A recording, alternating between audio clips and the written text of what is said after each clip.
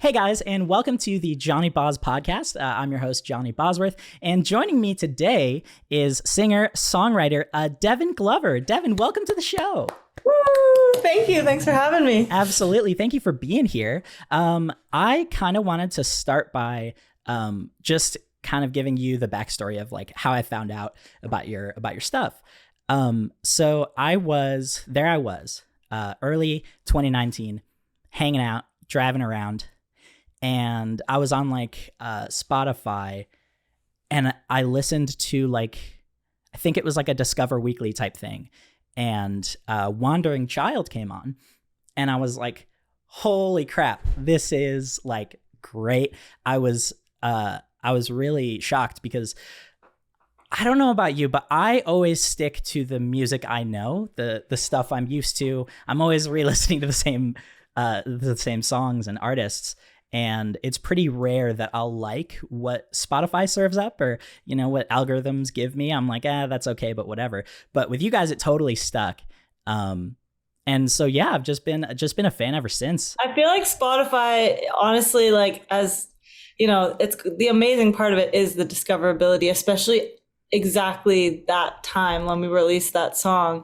We got so lucky because we were kind of fed into the algorithm. And that was at a time when there wasn't a whole lot of playlists. And right. So it was kind of a snowball effect. If you got onto one, then like we just released that album and we had no idea what we were doing. We were like, I guess we'll put it on Spotify and all the things, and then we'll just email people and ask them to listen. And I remember sitting in a cafe for like 8 hours a day, emailing people, getting 0 responses. And then one day we woke up to an email that was like, your song Wandering Child got on my favorite coffee house. And we didn't really know the significance of it, but that is what kind of gave us a career. So yeah, it's cool to think back to that and hear a story like yours where it's like, wow, it actually reaches people when it gets on a playlist like that. Yeah, totally. That's awesome.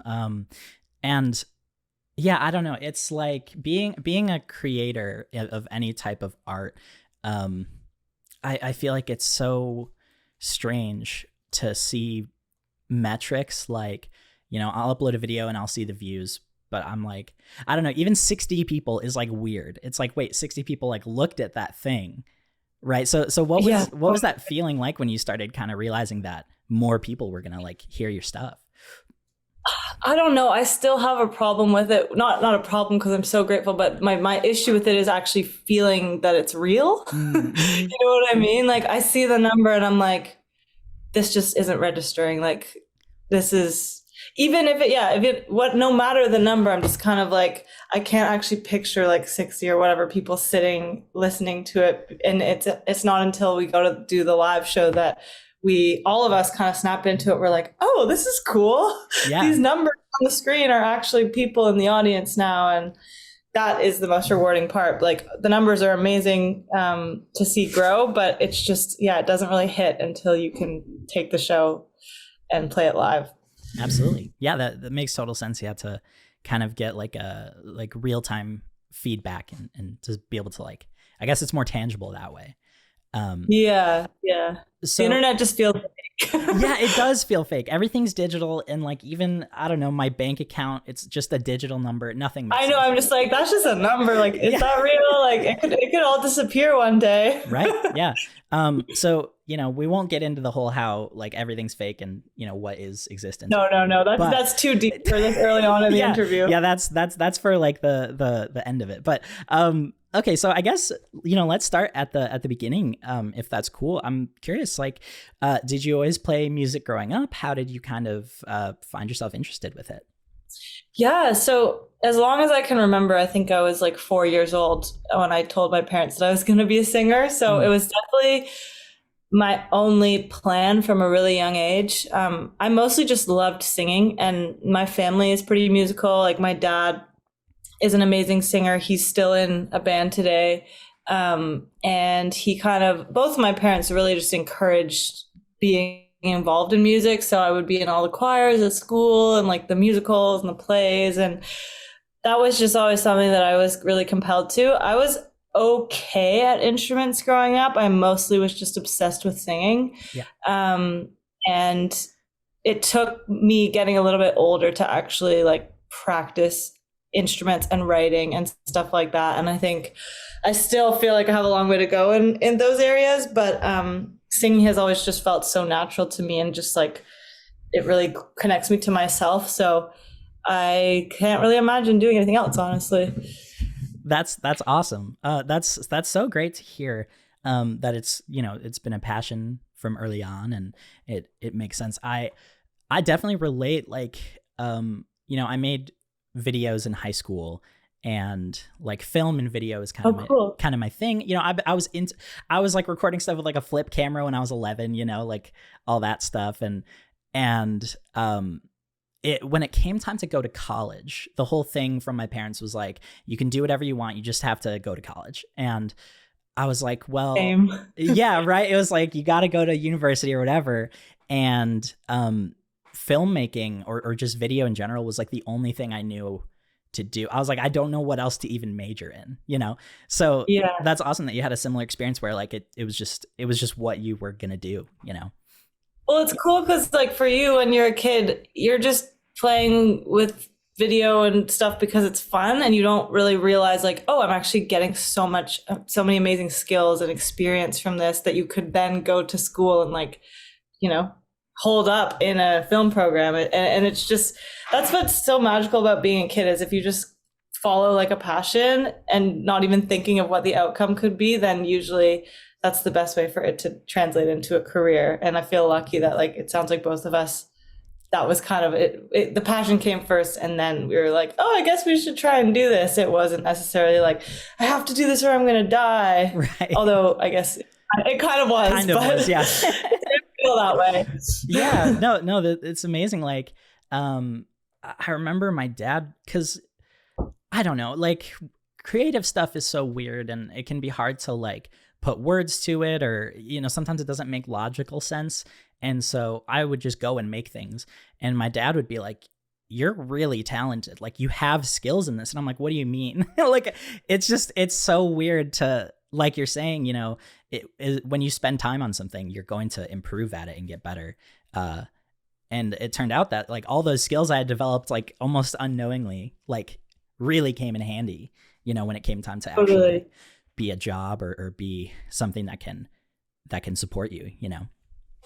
Yeah. And sometimes it takes somebody telling you like, oh, you're actually good at this, to realize, because you, as a kid, you're like, oh, I'm just doing this for fun. And it feels like you have so much to learn and so far to go. Yeah.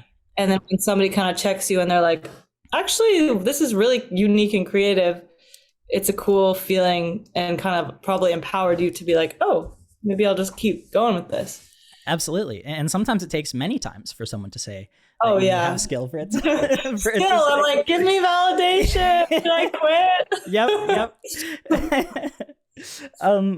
So you were interested in music as a kid, and then sort of as you grew up, you kind of got more involved with creating and in production. Do you remember what like your first kind of first gig was, even for show? Yeah, I mean, so I guess my first paid thing was probably I went to college, which is where I met my bandmate Cal, and I went for psychology, just completely random degree. My parents were like, we support you, but how are you going to become a singer? How are you going to become a sustainable musician? And my answer to them was like, oh, I'm just going to get discovered, obviously. And I had no real plan. So their rule was, okay, go to college. You can figure this out in the background, but that can't be your plan. So I went, and since I wasn't doing music as a degree, I was looking for any opportunity to just like play and meet people that were musical. And I think my first paid gig was like, I don't know. I would play in random buildings at university where like nobody wanted to listen, like a random cafe in like the engineering building. And they'd be like, we can give you like a muffin and $50 because we have to technically pay you. And I was like, yeah. And I would just sing like Rihanna covers and play really bad acoustic guitar.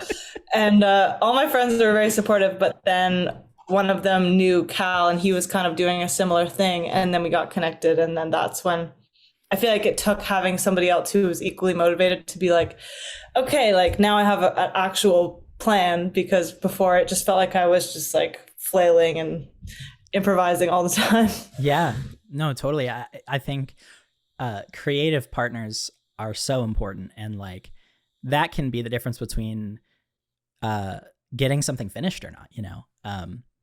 100%. Yeah, because like I know with the creative process, it's really difficult to bring things to the finish line. Because that's my biggest struggle. Yep, me too. Like, I think of it kind of like a graph. It's like, okay, I have a cool idea. It sounds interesting. Okay, all right, it sounds good. All right, now it's terrible. Now it's the worst thing that has ever been produced. And then it finally at the end slides up to like, okay, this is acceptable. Yeah, I can relate for sure. For me, it's like, it's the place I get in my own way is if I really like something that I've started to write, and I almost think it's like so good that I might never be able to make anything that good again. So I don't want to finish it because I'm like, what if the second verse ruins what I already have that I already like? So then I just end up having verse chorus of like a million unfinished ideas. And I'm like, well, I wrote like 10 songs, but it doesn't count if they're not finished. So yeah. It's a weird like mind game you have to play with yourself to be like, I don't care about it that much, so I'm just gonna like write the second verse and then finish it and then go back and edit it. But I can definitely relate to that. Yeah, totally. I remember my buddy Jason was like, I was having this kind of like creative block. I hadn't made anything in a minute, and I was like, do you have any advice? And he was like, making things, like, don't be precious about it. Just create it, and then afterwards kind of take a look and see what it is. Do you have any ways that you've kind of gotten through creative blocks in the past?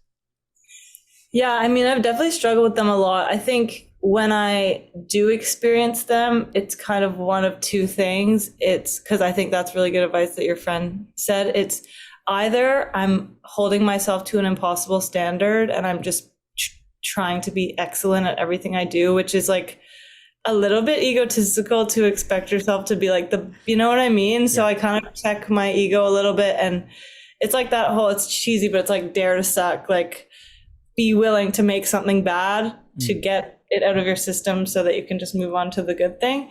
But for me also, free writing, like journaling, really, really helps me just kind of like get in the process of being in touch with my internal dialogue kind of. And like, if you're writing a million things every day, then it feels less precious when you go to write a song because you kind of already know what you want to say. You might have worked it out just through doing the journaling. So that kind of like artist way approach has really helped me a lot. Yeah. No, that's awesome.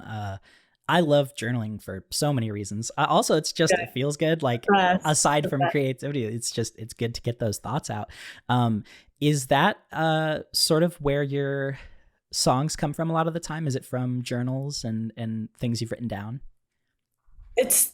I don't consciously go to the journals and try and pull from them, but I think a lot of the time the journals make me realize what I want to say. Okay. Yeah. So it's kind of like the journaling comes first, and then I'm able to like reword the thought into a lyric, if that makes sense. Yeah, no, totally. And kind of going off of that, writing a song is difficult. I've like written some silly songs. I've tried to write serious ones before. It's been a mixed bag, but have you found that there's kind of something that comes first for you, whether it's like music, lyrics, melody, ideas? Yeah. It's kind of different every time. It all happens at once. Like I'll usually in my notes app in my phone just write a few lines or ideas if I'm walking around or sitting on the subway and feel inspired but don't want to write a whole thing. I'll just have a little nugget. I'll keep them in the notes, and then I'll either, if I'm working with other people, bring those into a session and kind of like whatever they're playing, I'll try and take that concept and grow it.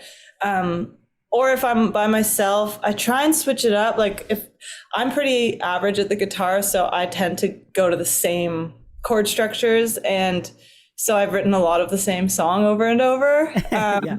So if I feel that I'm doing that, it's helpful to collaborate, or it's helpful to make a beat and try and freestyle over that.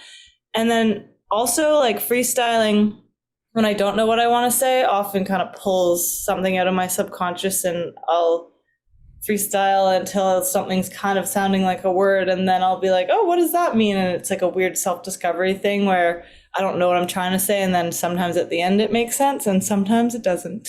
Yeah, no, I love that. Using all of your tools to your disposal, that's great. So do you have kind of a part of making music that is your favorite? Like, is it lyrics, production when everything's finally finished? Like, what's your kind of favorite part of the process, would you say? Probably melody writing comes the most natural to me. I definitely get frustrated when it comes to playing. Like, I feel like I'm the kind of person who needs to practice a lot. And if I don't, then I lose it. And so in between tours, I'm like, oh God, I'm so intimidated to go back.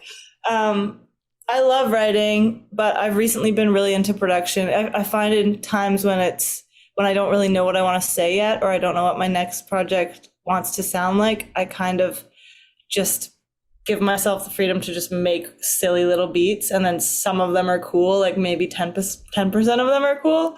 But I like hopping around just because it keeps it fresh, and it also takes the pressure off each individual element of it. Totally.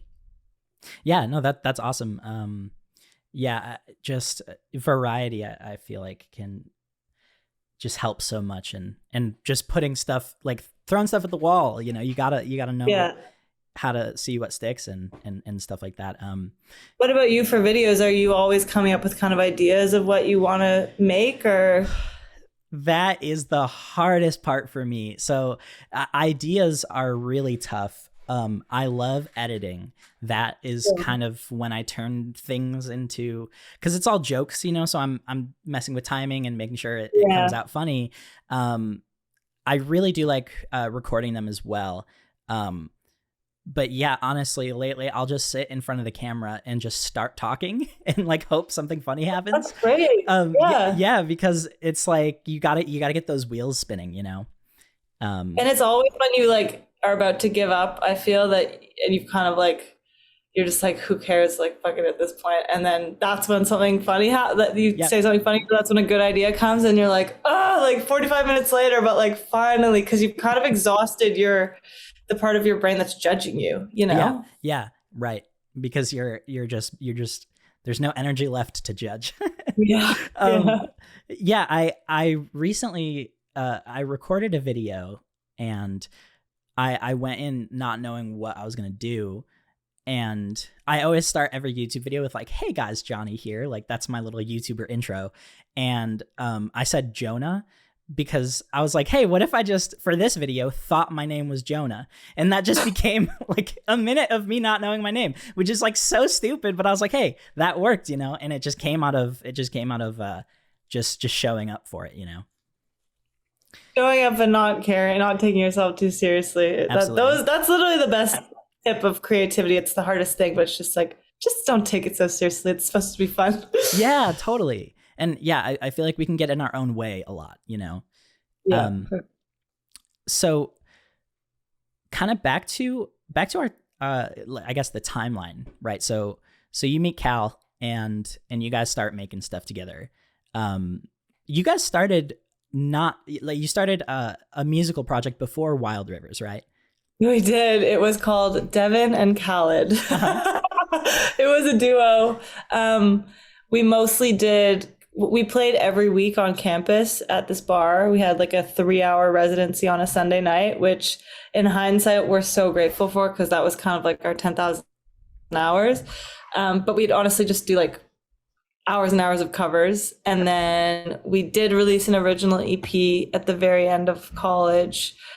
And one of the songs won a radio contest in Toronto. Mm-hmm. And then we were like, oh my gosh, like maybe we could actually do this if we're on the radio. And then that just like gave us the confidence to become a real band. And then we met Andrew through our first drummer, Ben.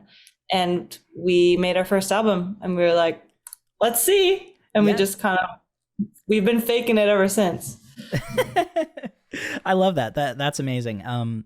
Yeah, it's like, you know, those kind of first shows you were talking about, I was hearing it and thinking, oh, that must have been really great to, like, it may not have been the greatest thing or the most fulfilling creatively necessarily, but yeah, that's kind of, like you said, your 1,000 hours, you know, you guys are getting your reps in, right?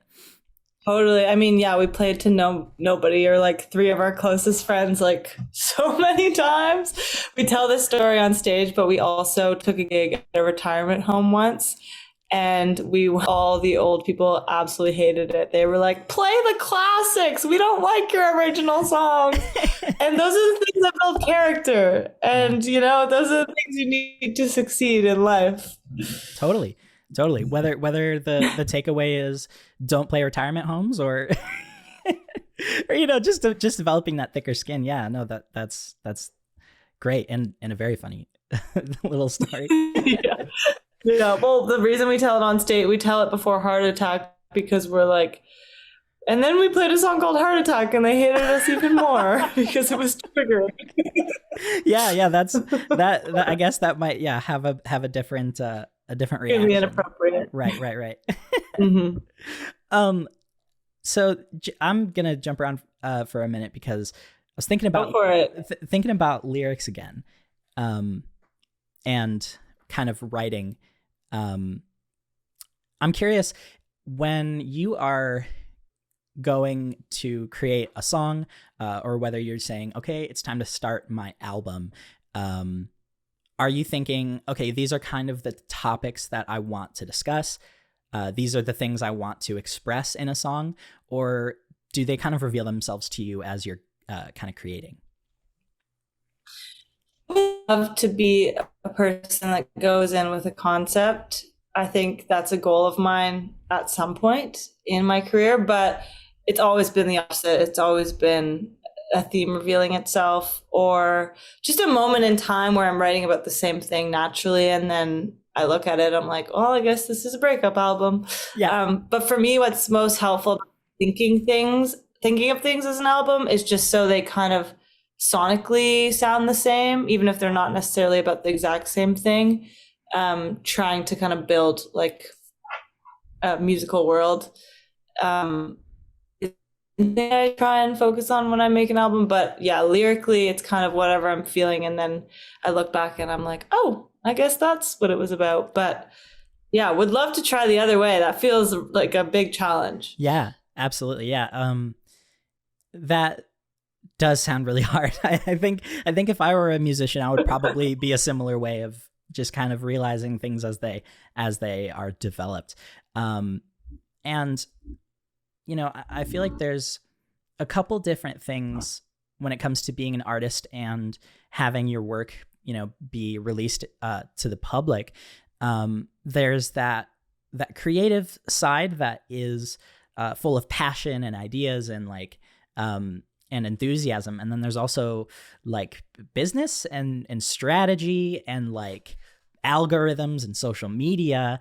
And so I kind of just generally wanted to ask you about like how would you say you what's that relationship, right, for you between strategizing and you know, content strategy, rollout, all that stuff, versus like just that core passion of it?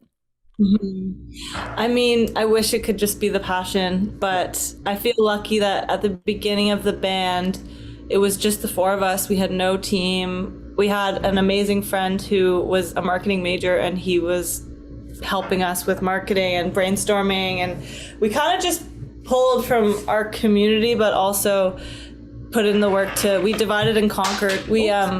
We were like, you're gonna do PR outreach, and you're gonna book the shows, and you're gonna order the merch, and we just like split up the roles, and then we treated it like a full-time job. We all read like Music for Dummies or whatever, like the songwriting books, and we were pretty nerdy about it. And I think it was partially because we had just graduated and all of our friends were entering the workforce and making a bunch of money, and like they had these big 9-to-5 jobs, and we were kind of like, what are we doing? So we treated it like a job. And I'm so grateful that for that period, because it was really stressful, I remember. And I remember feeling like everything we did was leading to nothing. But now being aware of that side of things just feels like such an important skill that I'm glad we all have, even though the music industry changes so much. And I feel like I got a lot to catch up on for my project, especially because I am kind of like starting from the beginning. I think it's really important to just be tapped into both and know what deals you're signing and know why things are important, and, you know, using the strategy to your advantage. Yeah, absolutely. You could almost say that that the music industry is a moving target. Absolutely. I'll be doing my best to work in song titles and lyrics throughout the interview. I love it. Okay, so that is really interesting, and I really liked what you said about that last bit you mentioned, knowing which contracts to sign. I feel like that has to be difficult. Like, could you talk a little bit about what it's like to know what to say yes to, and because obviously, you know, I mean, I went through that period after college where all your friends are, you know, all my friends were engineers, and they were immediately like, boom, full-time job, big salary, whatever. And I'm just sitting here like freaking out. And, and we're waiting, you know, for opportunities to come along. Has that been difficult for you to kind of know which things are something you should pay attention to and which you should kind of pass on? We've talked about this a lot with our manager, because when we signed to her, we were at a point where we were saying yes to anything, just trying to get as much experience as we can, try and meet as many people as we can, try and learn from as many people as we can. Like, we would be the band at all the like music conferences, sitting in the panels and stuff, which is so lame. None of the cool musicians ever did that. We would never see anybody there, and then we'd go to like the after party and everyone would be like, have been there all day, and we're like, oh, we're doing this all wrong. Like, but I think you have to say yes to a certain point to be able to then have the control and the knowledge to start saying no, like the leverage to say no. I think there's so much power in saying no and being selective with what you're doing. And that's kind of our ethos now, is like, if an opportunity presents itself, we really try and think about, why are we taking this? What is the goal of it? Or is it something that's personally important? Or is it leading to a certain thing that we want to achieve? Or is it just something we care about? But I think you can really burn out from saying yes to everything. And I think you have to for a couple of years when you're just kind of getting your bearings, but then saying no is so liberating, and it just allows you to focus on the things that actually feel important to you, even if it's not like the best thing or the right thing. I think focusing on what feels important will get you to where you want to go. Because if you're doing things against your will, or doing things that you feel like you're just doing them because you have to, that's also going to burn you out eventually. Absolutely. Yeah. No, that makes total sense. And I'm glad you guys had each other, you know, to kind of go through it together. It must be that was a huge thing. Yeah. Yeah. Really special. Yeah. It's yeah. I mean, there's nothing like bouncing off ideas off of one another and trusting each other to kind of, you know, check each other where you're at and where you should go forwards. Do you find that that Cal is also like a good is he kind of like your sounding board, or are you kind of sounding boards for each other when it comes to making music? Because yeah. So now it's Cal, Andrew, and I feel like we all balance each other out really, really well. Yeah. Like I don't know. I feel like Andrew's like the level-headed one who's very like calm all the time, and Cal and I are a bit more like erratic, like we should do this. Like I definitely get in my head and have a more like chaotic approach to decision making.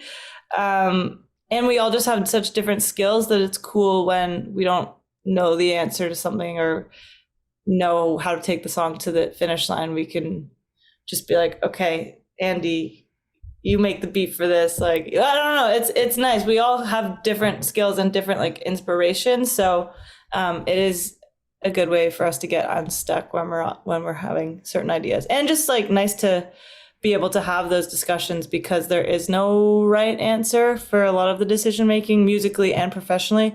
So it's just nice to be able to like talk things through and kind of see where we're all coming from. Yeah, absolutely. And speaking about inspiration, this is one of my favorite questions is, what kind of music or artists inspire you? So growing up, I think it was a combination of the music my parents showed me and then pop music. So the music my parents showed me was soul and singer-songwriter. So like Joni Mitchell, James Taylor, Jackson 5, Aretha Franklin, Marvin Gaye. And that was like playing throughout our house all the time. I think I literally learned how to sing because my parents gave me the Best of the Jackson 5 CD when I was like 6 years old, and I took it and I put it in my CD player and I just memorized all of the runs and how to sing every song. But then the songwriting inspiration came from the more like classic singer-songwriters of the 60s, 70s. And then also I loved pop so much, like Christina Aguilera, Britney Spears, all of that. And now I'm in a folk band, but also doing like a pop project. So I don't know. My inspirations they come from all different kind of places, but I like to think I honor them each in different ways. Yeah.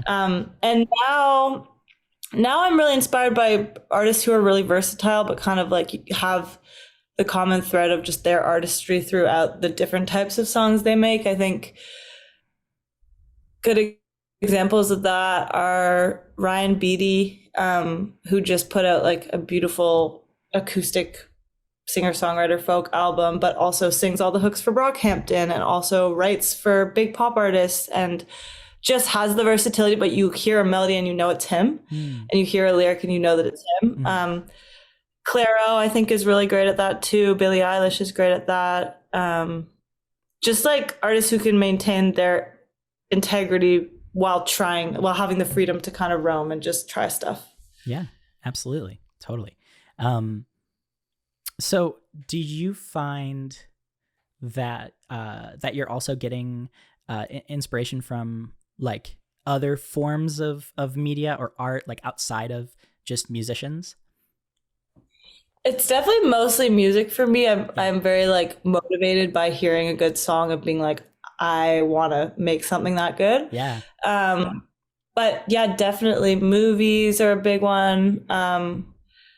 I've been reading a lot more than I ever have, and nice. I feel like just the act of, I know it sounds lame because I wish I was more of a reader than I am, but like I feel like it's such a good exercise for your imagination to just read, and then you're picturing what you're reading. And for a long time I just didn't read. I don't know why, but that's been really helpful in just being able to visualize things a lot more. Yeah. And just personal stories, talking to friends, talking to other writers, just from wherever I can take it, really. Yeah, absolutely. Absolutely. I'm in a similar, I mean, I have like 5 books that I've read maybe a chapter of all of them. I always am wanting to read more, and I never do. But when I do, and it's a good book, you're like, wait a minute, this was here the whole time. And I wasn't like, I get so excited. I'm the same way. I like, well, look what I just got.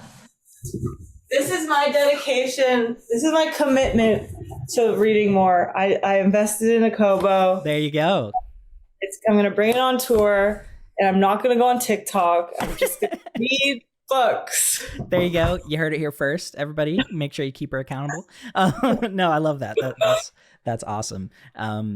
Sometimes you need that little bit of motivation to exactly. Kind of get it going. I need to spend money to make sure that I'm gonna read. Exactly. That's what it's all about. Is I have found if the more money I spend, the better I am, the more successful I am. You know, I feel like it's just about. And you hope that you make it back, but you never know.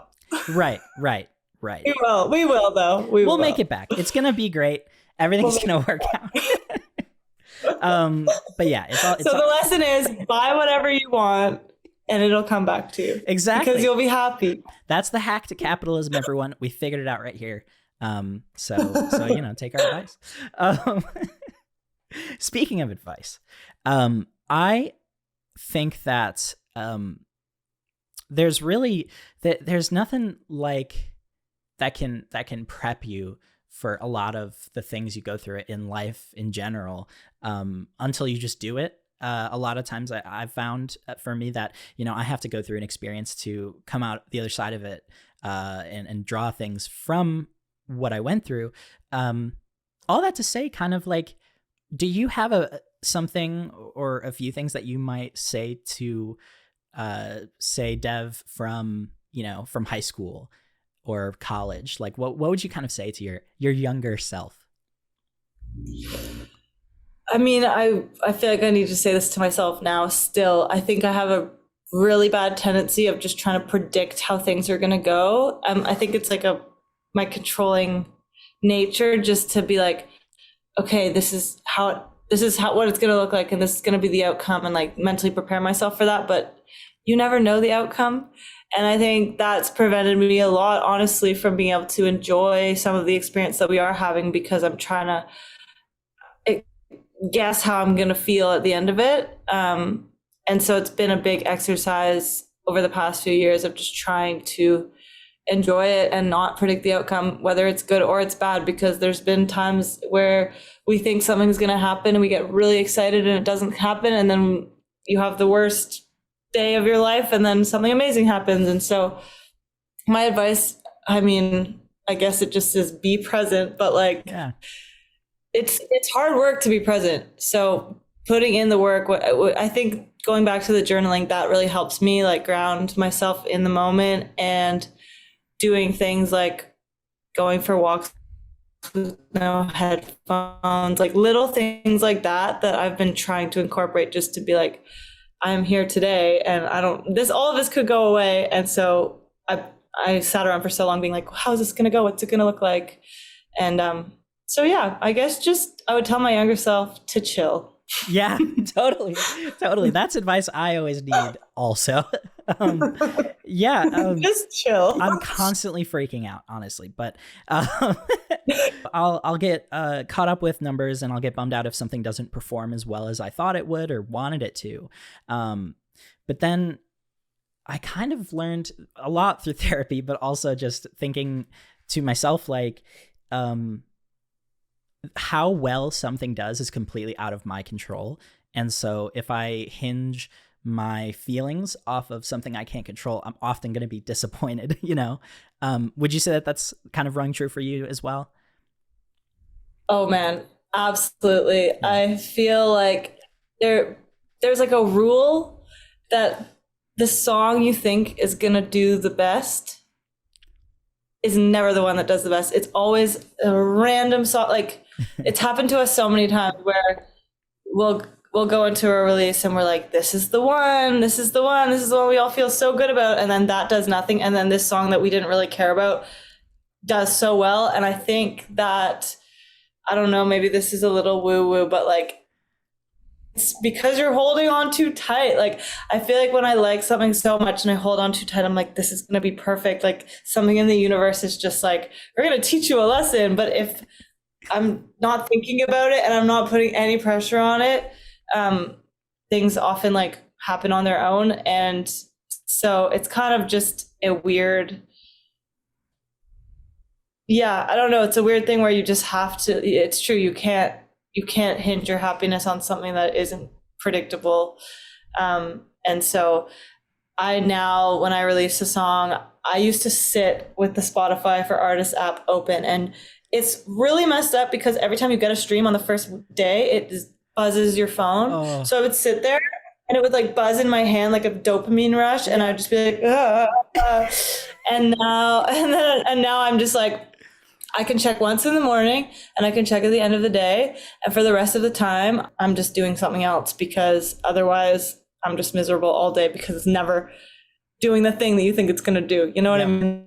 Totally. Like, I'm satisfied unless it like hit number one on radio, and then I'd still be like, I don't know. Like, I don't know. It's a weird one. No, totally. I totally feel that.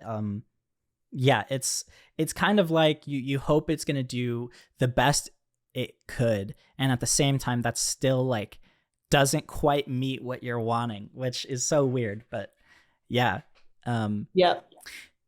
So you also have, and you briefly mentioned it, I think, you also have a solo, some solo stuff. You've got a solo career. I couldn't think of the word. You have a solo project. Maybe that's a better project. Yes. So I also am a big fan of your solo project.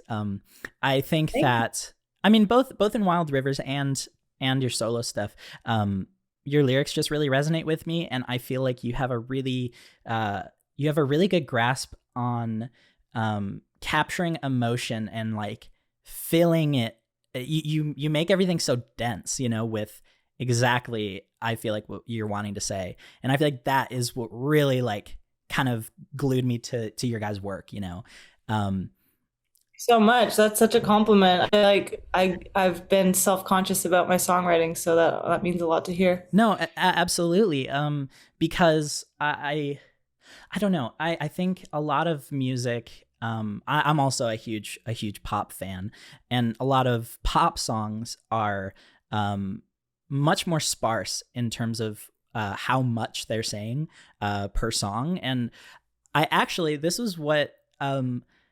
is what draw like you and Holly Humberstone. That's what connected them. You guys in my head was like, oh, they both do like super dense, very like emotion filled lyrics. So that's something that I found as a commonality. Was that intentional for you, or is that just sort of like how it shook out once you wrote some songs? I definitely struggle with trying to fit way too many ideas into one song. I think I naturally, that's kind of how my brain works. Like I get I'm a very anxious person. And so my brain looks like the chaos of just like a million thoughts at once that are kind of stemming from the same emotion, and me just trying to like make sense of them all. But I kick myself because there's so many songs that I've released that I'm like, this is going to be so hard to sing live because I'm not going to be able to take a breath. Yeah. And so I'm trying to say less in my life now, but thank you for the Holly comparison. I love her. Yeah, absolutely. Shout out to Holly. Definitely. I think this is the greatest place as ever to jump into a little game that I've prepared. So this is called the Johnyboz lyric game, trademark. And basically I'm going to give you 3 different lyrics. And you'll have to tell me which song they're from. So there's going to be 3 rounds. Are you ready? You ready to see if you know where they're from? Yeah. Okay. Yeah. I guess I should clarify. These are songs that you have created. They're not just random songs. That's for next time. Okay. So let's start with this one. Find me a place that can make a couple tables turn. And I have hints as well if you need them. Find me a place that can make a couple tables turn. A week ago? It is not a week ago.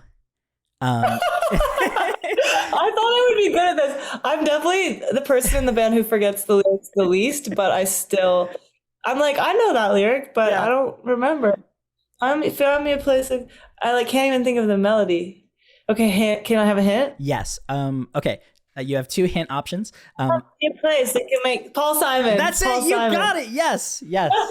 Well done. All right. 1 for 1. 1 for 1. Here we go. Okay. Number 2. You have me on your chain till I rip them all away when I cut you loose. I won't be back. It is I Won't Be Back. You got it. Yeah? Yeah. No? That's it. 2 for 2. 2 for 2. All right. All right. And here is the final lyric for this Johnyboz lyric game. Okay. Okay. And weekend trips to Portobello. I don't mean to get sentimental, but this feeling's getting harder to explain. Weekend trips to Portobello. That's London, and I just put that out, so that one's fresh in my mind. That is London, Dev's latest release. Everybody go stream it now, wherever you get your music. Awesome. Amazing. Stream it now or else. Stream it now. We will come for you. We're watching, and we'll know if you don't listen to it. Yeah. Well done, Dev. I figured this game would be really difficult because it's, these are removed from melody, from the music behind it, but you got it 3 for 3. You did great. Thank you so much. I struggled with the first 2, but that was fun. Thank you. Yeah, absolutely. Thanks for playing. And just in general, thank you so much for sitting down and taking the time to talk. This was a really, really great conversation. Yeah, thank you. No, this was super fun. I love your questions. And it's fun to talk about music again because both myself and the band are about to release a lot of music this year. So it's fun to kind of reflect going into that period. Yeah, absolutely. Also just very excited as a fan for all the music coming this year. So perfect timing. So much. Heck yeah. I'm looking forward to it. Okay, before we wrap up here, I want to do the old hot ones thing. So this camera. Tell the people what you have going on in your life. Where can they find you and all that sort of thing. Okay. I'm just going to announce it here now for the first time. Oh my goodness. I am putting out a mixtape on February 23rd. I won't tell you the name, but I just uploaded it to the internet today. So that's very exciting. And then I'm also in a band called Wild Rivers. I can't tell you more about what we're doing, but we have a lot of music coming out this year. So Devan, Wild Rivers, go to Spotify, go to Instagram, follow us, hang with us, come to shows. And thank you in advance. Heck yeah. And oh my gosh, the Johnyboz exclusive announcement. The Johnyboz exclusive. So excited for that. Awesome. Perfect. Well, thank you so much for being on the podcast. And it's great to chat. Nice to chat with you, Johnny. Thank you.